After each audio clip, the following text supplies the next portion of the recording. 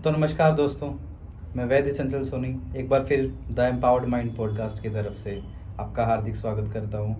आज फिर से हमारे जो गेस्ट हैं वो सुशील जी हैं और हमारे व्यूअर डॉक्टर रोहित हैं। तो इनका एक और प्रश्न था, इनको थोड़ा और संशय था।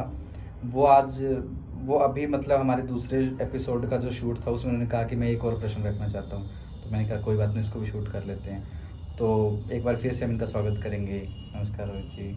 नमस्कार सुशील जी। नमस्ते जी। तो अपना प्रश्न रखिए। तो सबसे पहले तो मेरा प्रश्न सर यही है सर से कि सर ब्रह्मा विष्णु महेश ये तीन हमारे देवता हैं, तो ये इनकी उत्पत्ति कैसे हुई है? इनकी उत्पत्ति कोई कहता है भी ध्वनि से इनकी उत्पत्ति हुई है, या कोई कहता है इनके माता पिता हैं। तो आप थोड़ा हमें विस्तार से बताएं भी इनके माता पिता कौन है, इनकी उत्पत्ति कैसे हुई है? बहुत सुंदर प्रश्न है जी आपका। और अलग अलग शास्त्रों में, अलग अलग पुराण में अलग अलग चर्चाएं हैं। जैसा कि आपने कहा कि इनकी उत्पत्ति ध्वनि से हुई है, तो ये भी मानते हैं कि ध्वनि से उत्पन्न हुई है। कई लोग मानते हैं कि समुद्र से उत्पन्न हुई। विष्णु पुराण के अनुसार विष्णु पुराण कहता है कि भगवान प्रकट होते हैं पीपल के पत्ते पर। मैं थोड़ा सा एक हाँ बार जी, आपको हाँ जी। थोड़ा इंटरप्ट करूँगा, सॉरी उसके लिए। हाँ जी। ध्वनि से मुझे एक चीज़ याद आई कि कल पर 3 दिन पहले हमने जो मेरे भाई का शिष्योपनयन संस्कार किया था। मैं पहले बता देता हूँ शिष्योपनयन संस्कार क्या होता है। जब भी हम किसी की पढ़ाई शुरू करते हैं तो एक संस्कार आता है, शिष्य उपनयन संस्कार। तो अभी मेरा भाई क्योंकि हायर स्टडीज़ की तरफ जा रहा है, तो हमने शिष्य उपनयन संस्कार के साथ उसका शुरू किया था। उसके बाद उसने मुझे रिजल्ट्स बताए इस चीज़ के कि जो हमने शिष्योपनयन संस्कार में जो सरस्वती माता की आहुति जो दी थी ना, उनके नाम की, उनके मंत्रों की जो आहुति दी थी, उसके 108 आहुति का उसको मंत्र याद हो गया वो। उसके बाद वो बोलता है मैं उसको रिमाइंड जब करता हूँ तो मेरी सोचने समझने की शक्तियाँ बढ़ जाती हैं। और अगर मैं उसका थोड़ा सा भी उसका उच्चारण मन में करके मैं उसको पढ़ने बैठता हूँ किसी भी चीज़ को, तो मुझे वो बहुत जल्दी चीज़ें याद हो जाती हैं। तो तभी मेरे मन में उसने मुझे पूछा कि ऐसा क्या है कि ये मंत्र पढ़ते ही मुझे चीज़ें ऐसी होती हैं। तो वो एकदम से मन में आया कि जो भी ब्रह्म है, विष्णु है, महेश हैं, शिव जी हैं और गणपति जी हैं, माँ सरस्वती है, माँ लक्ष्मी है, माँ अंबिका है, ये कोई इंसान नहीं थे। मुझे ऐसा लगता है ये इंसान नहीं थे। क्यों? अगर ये इंसान होते तो इनकी कोई बॉडी होती, इनका किसी के पास स्वरूप नहीं है कोई भी। नंबर एक बात, मुझे ऐसा लगता है कि ये ग्रुप ऑफ मंत्र बता दिए इन्होंने। जैसे कि विद्या का आप स्वरूप देखो कैसा होगा, निर्मल सा होगा, स्वच्छ सा होगा, सुंदर सा होगा, अच्छी वाणी होगी और माँ की तरह से रहेगी वो चीज़ें। कि क्योंकि स्कूलों के बाहर लिखा जाता है शिक्षार्थ आइए सेवार से जाइए, तो वो एक हायर लेवल पर लेके जाने वाली चीज़ होगी।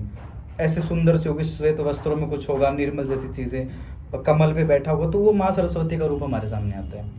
तो उसके लिए वो मंत्र शायद एक ग्रुप ऑफ मंत्र हम मान सकते हैं भाई, ये वर्ड की ऐसी संरचनाएं, उनको हमने मंत्र बनाया और इस तरह वाली संरचनाएं बहुत सारी हमने ग्रुप में डाल दी। ग्रुप ए में वो माँ सरस्वती के मंत्र हमने दे दिए।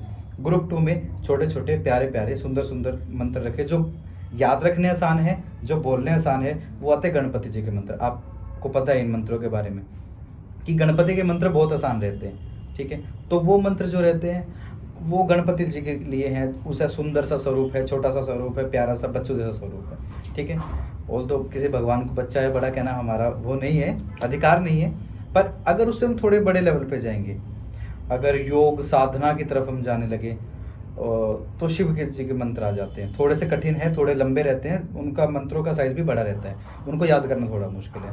अगर हम और प्रचंड की तरफ या फिर और लेवल हम और बढ़ा दें, उग्रता की तरफ, हाँ ये बोल सकते। अगर उग्रता की तरफ जाएंगे तो माँ काली के जो मंत्र रहते हैं बहुत बड़े बड़े लंबे लंबे मंत्र हैं और ऐसे अलंकार भी हैं, संधियाँ भी इस तरीके से, कई बार उच्चारण भी नहीं होता उनका।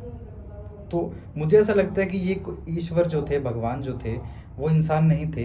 वो मंत्रों को एक ग्रुप दिया गया है कि अगर आपको दिमाग को तेज करना है तो गणपति जी के मंत्र याद करो और माँ सरस्वती के मंत्र याद करो। छोटे हैं, प्यारे हैं और याद अच्छी हो जाती है। मेरे छोटे भाई को याद हो गए, वो 12th क्लास में है, 11th क्लास में सॉरी, ठीक है। तो उसको वो मंत्र याद हो गए, ठीक है। और मुझे फिर ऐसा लगा कि मैंने उसको ये एक्सप्लेन किया कि ये जो मंत्र हैं, ये जो ध्वनि है, ये जो वर्ड्स को और अक्षरों को, इनको जो फंसाया गया एक दूसरे में, इनसे जो उत्पन्न होने वाला स्वर जो है, इनसे उत्पन्न होने वाली जो ध्वनि है, हमारे ब्रेन के उन सेंटर्स को एक्टिवेट करती है, जिससे हम वो काम ले सकते हैं। जैसे कि अगर हमें याद करने के लिए मंत्र चाहिए, तो माँ सरस्वती का मंत्र लो, तो वो ब्रेन के उस पार्ट को एक्टिवेट कर देगा, जिससे हमारा ब्रेन का मेमोरी की शक्ति अच्छी हो जाती है।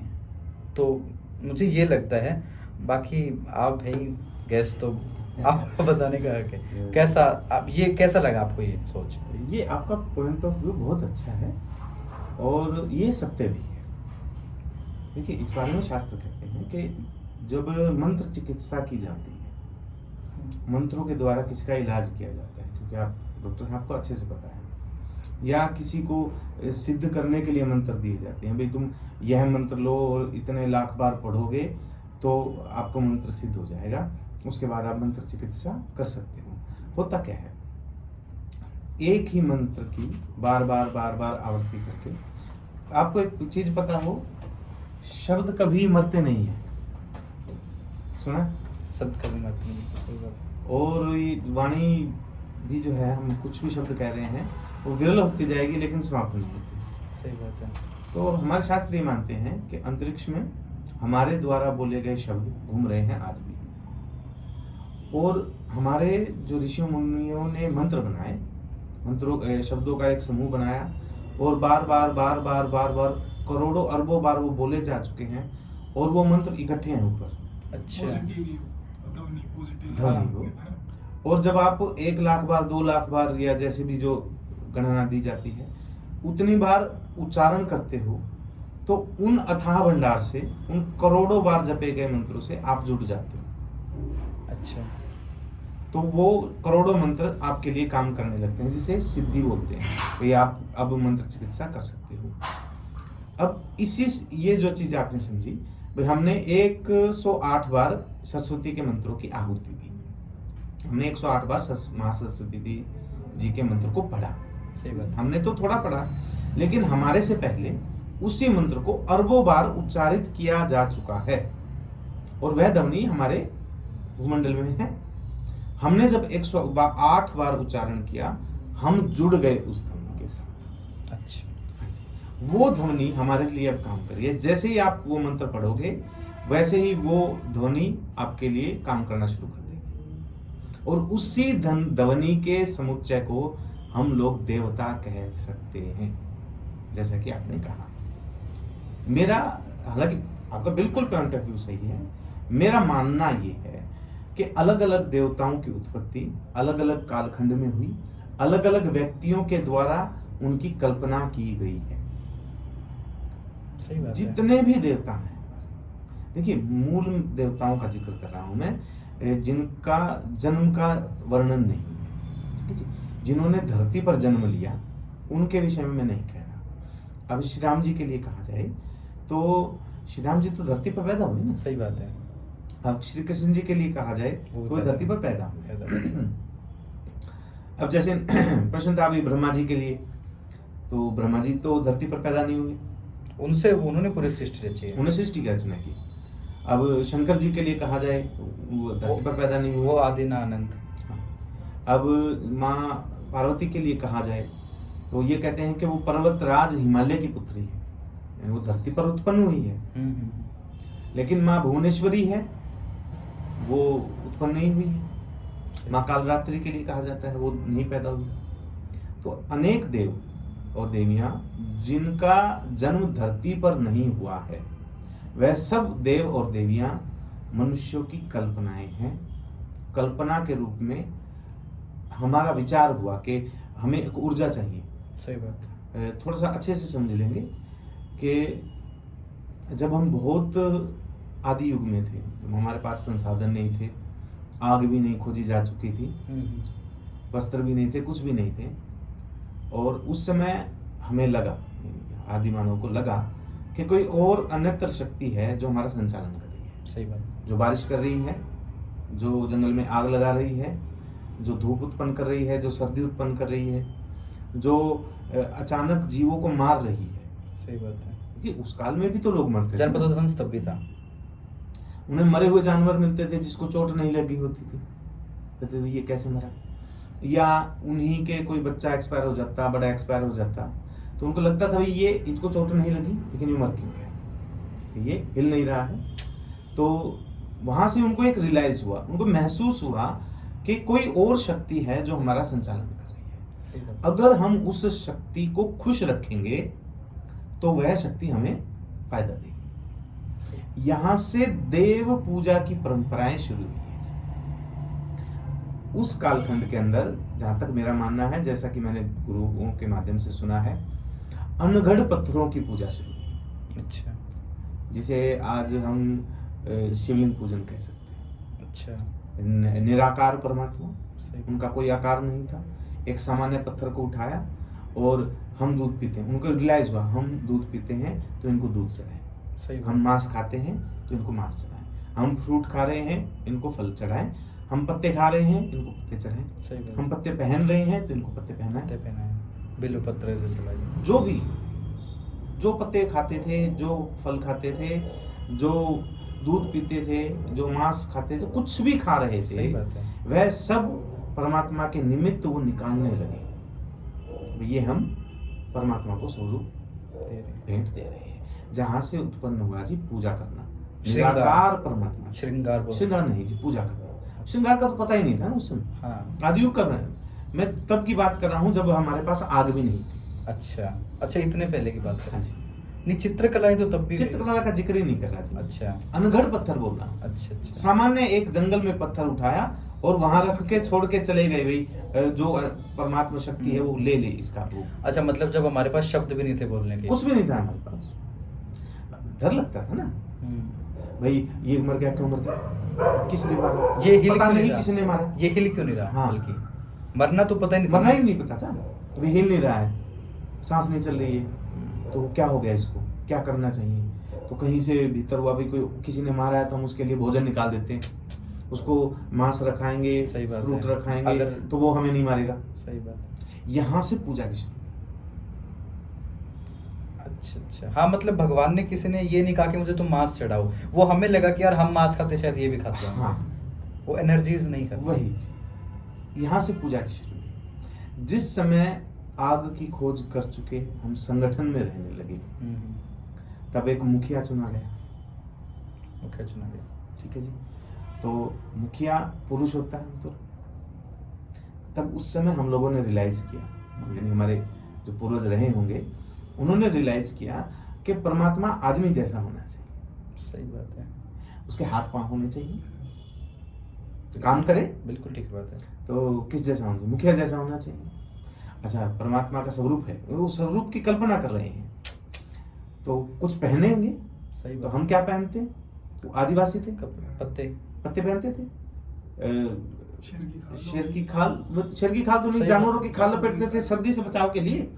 तो भी वो तो बड़े हैं, मुखिया हैं, महत्वपूर्ण हैं, सही बात तो है। सबसे Royal। अच्छे जानवर की खाल उनको, तो उनको बाघ की खाल दी गई और सबसे अच्छे फल चढ़ाए, सबसे अच्छे हथियार दिए गए। तो शूल रखते थे उस समय, हथियार, भाला होता तो था उनमें भी भाला होता था, एक नोक होती थी, उनके पास। तो वे विशिष्ट है, तो उनके लिए 3 नोक वाला। 3 नोक।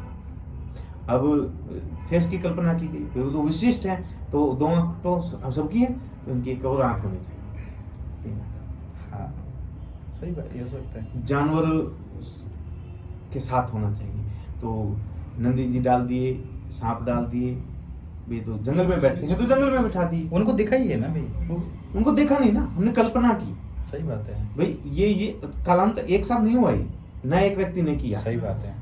पहला विचार किसी के मन में आया कि परमात्मा पुरुष होना चाहिए क्योंकि पुरुष बलवान होता है। सही बात है। दूसरा किसी के विचार में आया पुरुष तो होना चाहिए, ठीक है, हम पत्ते लपेट रहे हैं तो इनको पत्ते पहनाने चाहिए। सही बात है। ऐसे ही चौथा विचार, पांचवा विचार, छठा विचार ऐसे ही आया, और वही स्वरूप शंकर जी का है। और फिर किसी को लगा कि नारी में शक्ति हो सकती, फिर वो शिव के साथ शक्ति भी आ गई। नहीं जी, शिवलिंग की परिकल्पना तो बहुत बाद का विषय है। अच्छा ऐसे ही सर आपके जो आपने बताया मंत्रों का हाँ। संगठन बना, ऐसे ही इनके विचारों का समूह समूह। बना, उसके बाद इनकी कल्पना की ये गई। अभी तो हम शंकर जी तक पहुंचे, देवी तक तो पहुंचे ही नहीं। सही बात है। देवी जी का तो बहुत बाद में आता है नंबर, उसके बाद विष्णु जी की कल्पना की गई थी। अच्छा अच्छा, आप क्रम वाइज बता रहे हो, आप एज्यूम नहीं कर रहे हैं। नहीं, क्रमवाइज बता रहा हूँ। अच्छा देखिए, सबसे पहले तो कल्पना यही हुई ना कि हम जैसे रहते हैं परमात्मा वैसे ही। शास्त्र यही कहते हैं कि परमेश्वर ने अपने समान मनुष्य को बनाया, बाइबल यही कहती है। अच्छा। और कई जगह आता है कि परमात्मा नराकार है, नर के आकार का।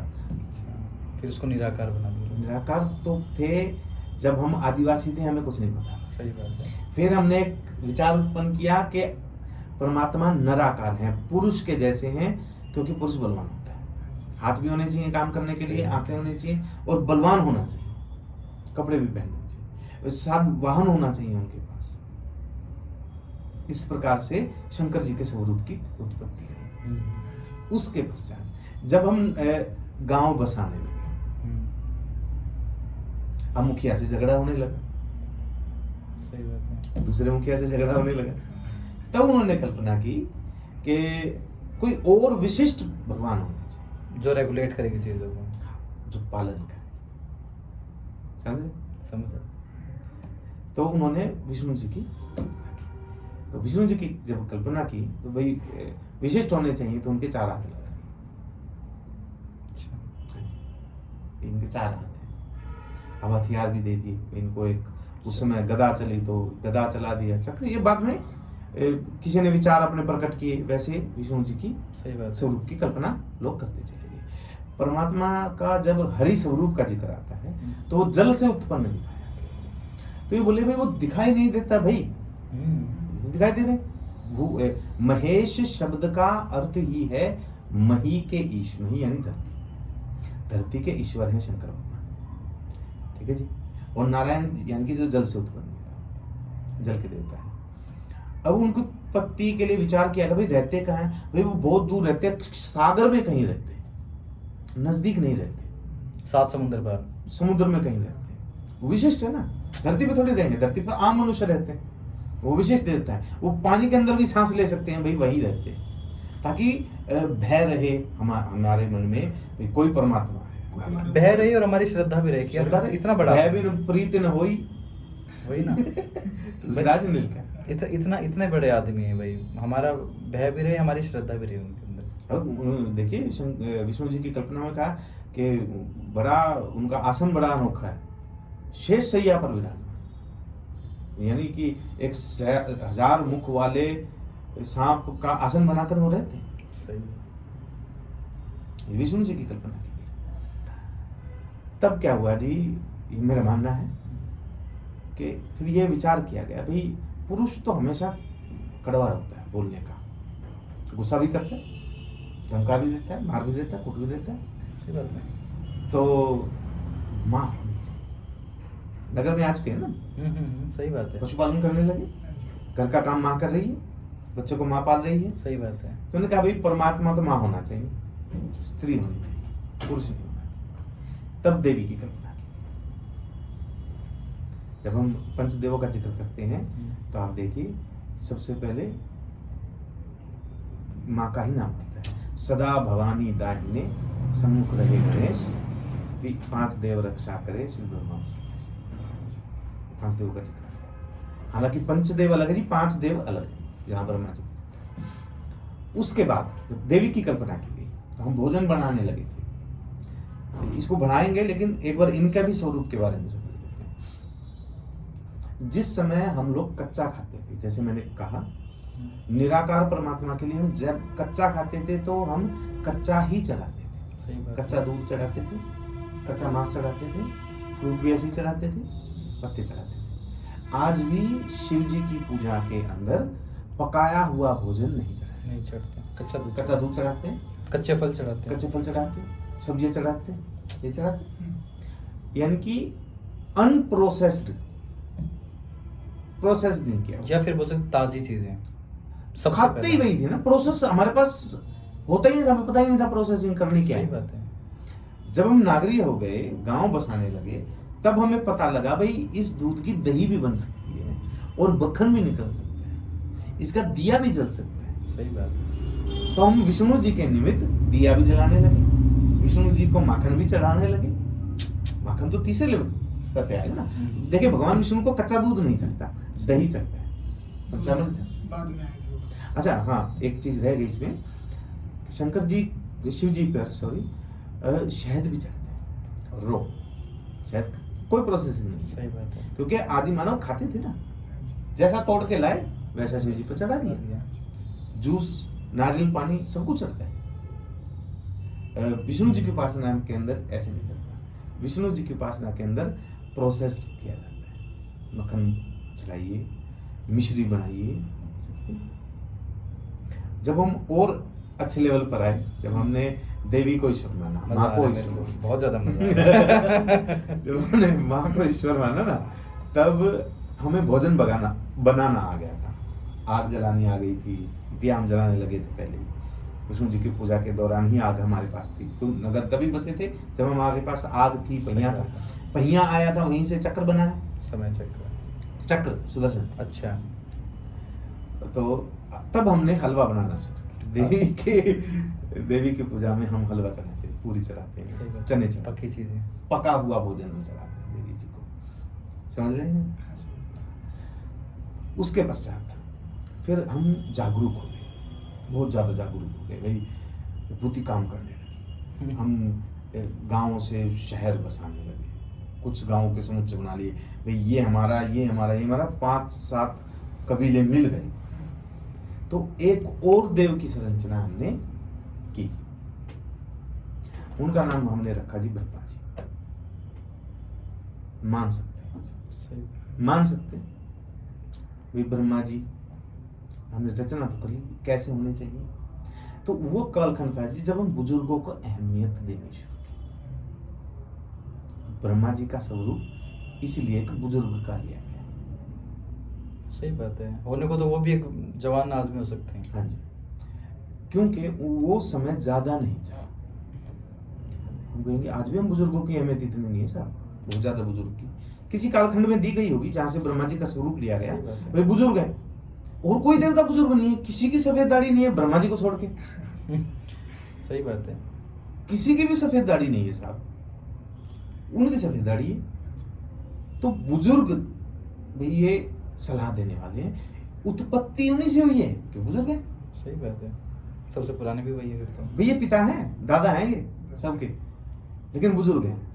तो हालांकि उनका कालखंड ज्यादा नहीं चला, वो खाते पीते भी कम होंगे या कुछ ऐसे, तो इसलिए उनकी पूजा परंपरा ज्यादा कुछ विशिष्ट नहीं है। सही बात। सच मानिए कि हिंदुस्तान में मंदिर ही एक है, मंदिर ही है। पुष्कर के अंदर, और कोई मंदिर भी नहीं है ब्रह्मा जी का। उसके पश्चात जो 5 देवों में है जिनकी गणना की जाती है, 5 देवों में कह रहा हूँ, गणेश जी की, ये इतने मतलब विद्वान आदमी के द्वारा रचना की गई गणेश जी की। अब सबसे पहले तो इनको बनाया गया कि ये माँ पार्वती और भगवान शंकर के पुत्र, ताकि देवी उपासक प्लस जो शैव है, जो शिव जी को ईश्वर मानते हैं, दोनों राजी हो जाए, एक साथ हो जाए, राजी हो जाए, लड़ाई ना हो। देखिए शैव मत और शाक्त मत, 3 मत चलते हैं मोस्टली, वैष्णव, शैव और शाक्त। इन्होंने क्या किया, एक देव निकाले गणेश जी का स्वरूप, इनकी लड़ाई ना हो, तो गणेश जी के स्वरूप की संरचना की गई। अब उन्होंने बिल्कुल एक एक चीज विचार किया, भाई परमात्मा का स्वरूप कैसा होना चाहिए। अब एक कॉपी पेंसिल लेके बैठा कि परमात्मा होना चाहिए जो सब की सुने। तो कोई आपके जैसा बैठा था, उसने बड़े बड़े कान बना दिए। खाते पीते होने चाहिए भगवान, तो विशालकाय शरीर, भगवान का एक नाम है लंबोदर, बड़े पेट वाले। सही बात है, लंबोदर। ठीक है जी। और ऐसे ही उनकी वही हमारे अवगुण ना देखे, तो उनकी छोटी छोटी आंखें बनाना चाहिए। भाई हाथ भी ज्यादा होने चाहिए, इसलिए महागणपति के 4 हाथ कर दिए। अच्छा जी, चारों हाथों की मुद्रा भी देखिए आप, तो एक हाथ में अंकुश रखते हैं, अंकुश का अर्थ होता है जो लगाम लगाए। अच्छा। एक हाथ वर मुद्रा में है, एक हाथ अभय मुद्रा में है। भाई मैं वरदान भी देता हूँ और संरक्षण भी करता हूँ, और एक हाथ में लड्डू रखे बैठे। हलवा पूरी के बाद लड्डू की पूजा शुरू, हमने बूंदी बनानी शुरू कर दी और उसको बांधना सीख लिया। हमने हलवा बनाना आ गया था, उसको बांधा, हमने प्रिजर्व करना शुरू कर दिया। हलवा आज ही बनाएंगे, आज ही खाना पड़ेगा, खराब हो जाएगा। पूरी आज ही बनाई है, आज ही नहीं खाओगे खराब हो जाएगी, कल तक तो करड़ी हो जाएगी। सही बात है। सही है। हमने लड्डू बनाना शुरू किया, यानी कि वो कई दिन चल जाता है। आज भी हम लड्डू बनाएंगे देसी घी से बनाओ, 15-20 दिन चल जाते दिन चल हैं। जाते हैं। हमें सुरक्षित करना आ गया और हमारे 5वें देव की पूजा से। गणेश जी के विषय में तो बहुत सारी चीजें हैं, डाउन टू अर्थ है, एक पांव एक ऊपर नीचे, मतलब बहुत सारी विशेषताएं हैं गणेश जी के स्वरूप के अंदर। फिर हमने वो चीजें बेचनी शुरू की तो माँ लक्ष्मी की पूजा होने लगी। ये स्टेप बाय स्टेप, ये स्टेप बाय स्टेप। उसके बाद तो देखिए आप कोई भी पुराण उठा लीजिए तो उसके अंदर इनसे शुरू होके माँ लक्ष्मी भगवती की भी तो कोई कहानी है ना, आई थिंक वो बोलते हैं कि उससे उसकी उत्पत्ति हाँ, होती है। श्रीमद् देवी भागवत के अनुसार क्या है जी कि सब सर्वोच्च, मैं यही जब कह रहा था, मैं वापस आ जाऊंगा जी। मैं ये तो हुआ जी स्टेप बाय स्टेप समझने की। अब यहाँ से हमें 5 मत मिल गए, 5 मत हो गए, जिनमें से एक मत है शुरू वाला, बिल्कुल शुरुआत का, जहाँ से हमारे पास कुछ भी नहीं था, तो वो शैव मत है जी। अनंत काल से वो शिव जो शिव जी की पूजा कर रहे हैं, जो निराकार परमात्मा को मान रहे हैं, जो कच्चा ही चढ़ाते हैं, ठीक है जी। उसी के अंदर शैव मत के भीतर ही शंकर जी को सम्मिलित किया जाता है, क्योंकि उस समय भी हम कच्चा ही खाते थे। सही बात। सर फर्क इतना हो गया कि हम निराकार परमात्मा से साकार में आ गए, हमने परमात्मा को मनुष्य रूप मान लिया, हमारे जैसा, जिस उस काल में हम जैसे थे। सही बात। उसके बाद वैष्णव मत, उसके बाद ब्रह्म, उसके बाद शाक्त, यानी जो शिव माता का माता को मानते हैं। और गणेश जी के लिए कोई स्पेशल मत शुरू नहीं हुआ, इन सबको जोड़ने के लिए गणेश जी की स्थापना की गई। अब विष्णु पुराण ये कहता है जी, क्योंकि जो वैष्णव लोग विष्णु जी को मानने वाले, जिन्होंने ये माना कि परमात्मा तो क्षीर सागर में रहते हैं, तो उनका अपना अलग कबीला या बहुत सारे कबीले मिले, उन्होंने ग्रंथ की रचना की, मान सकते हैं रचना की। अब देखिए जी, शास्त्र इस बारे में कहते हैं कि 18 के 18 पुराणों की रचना वेद व्यास जी ने की। मेरा निजी मत है, किसी को बुरा लगे तो मैं क्षमा चाहूंगा जी। वेद व्यास किसी एक व्यक्ति का नाम नहीं था, अलग अलग महापुरुषों ने वेद व्यास जी के नाम पर ये ग्रंथ लिखे। नहीं, ये भी तो हो सकता है ना, क्योंकि ऐसा कहा जाता है कि जो काकभूषणी नाम के जो थे वो अलग अलग काल के अंदर पैदा हुए। हाँ, अलग अलग काल के अंदर पैदा हुए और उन्होंने अलग अलग रामायण देखी कई बार और हर बार कुछ अलग मिला उनको। हाँ जी। हो सकता है वो अलग अलग कालखंड के व्यासों ने वो किताब लिखी और उनका सबका एक समूह और वो अलग अलग लिखी गई। तो मैं यही कह रहा हूँ जी, अलग अलग थे ना, हाँ। एक ही कालखंड में नहीं लिखी। हरि अनंत हरि कथा अनंता, कहे सुने ही बहुविधि सब संता। इसी करके अपने वेदों में त्रुटियां भी होगी, 33 करोड़ देवी देवता हैं। नहीं, 33 करोड़ देवी देवता हैं जी, इसमें उसके लिए आपको वीडियो देखनी पड़ेगी। बिल्कुल देखनी वो अपलोड पड़ेगी। होने वाली वीडियो। वो उस पे हम चर्चा फिर करेंगे।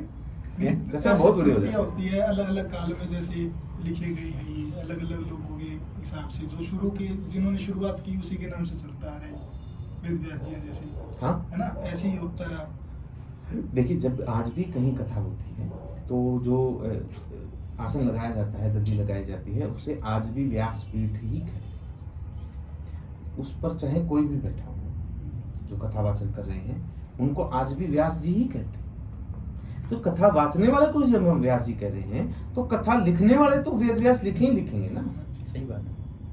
अलग अलग कालखंड के अंदर ये पुस्तकें लिखी गई है और हमारे सदग्रंथ है जी, गलत इनमें कहीं भी नहीं है, कोई भी शब्द गलत नहीं है। जैसा उन्होंने देखा, जैसा ज्ञान समझा, वैसा उन्होंने लिख दिया। तो देखिए जी, इतनी चौकड़ियां बीत चुकी हैं, किसी चौकड़ी के अंदर, अब चौकड़ी तो सब समझानी पड़ेगी। चारों युग चौकड़ी है। चारों युग, सतयुग, त्रेता, द्वापर और कलयुग, कलयुग। ये बार बार ऐसे ही बदलते हैं, रिपीट होते हैं। हाँ, हमें कई बार तो किसी चौकड़ी के अंदर तो संभाल रही हैं देवी जी, किसी चौकड़ी के अंदर संभाल रहे हैं ब्रह्मा जी, किसी चौकड़ी के अंदर संभाल रहे हैं गणेश जी, किसी की चौकड़ी के अंदर संभाल रहे हैं शंकर जी। तो ये अलग अलग इसी प्रकार से सतग्रंथ लिखे गए हैं। मेरा मत मैंने आप लोगों के सामने रखा सर, टू बी कंटिन्यू डाल दो। काफी लंबी हो जाएगी सर। तो ये वीडियो मुझे लगता है कि काफ़ी लंबी होने वाली है, तो हम इसका पार्ट 2 बना रहे हैं और वो इसके बाद में अपलोड हो जाएगा, तो देखना ना भूले इसका पार्ट 2। और अगर आपने वीडियो देखी तो आपका तहे दिल से धन्यवाद। मिलेंगे अगली वीडियो में। नमस्ते, जय हिंद।